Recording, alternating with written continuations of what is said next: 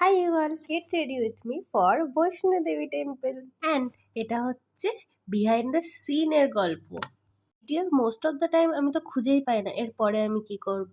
বৈষ্ণো দেবীতে আমরা হাঁটা শুরু করেছিলাম রাত 9টা থেকে সকাল 9টা অবধি। প্রথমে তো আমার গরম লাগলেও সকাল হতে হতে কিন্তু পুরো হাড় কাঁপানি ঠান্ডা ছিল।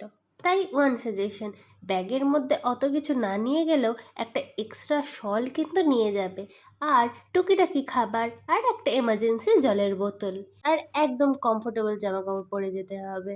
আমি কুর্তিতে কমফোর্টেবল, আর আমার ইচ্ছে ছিল আমি একটু এথনিক পরে যাব।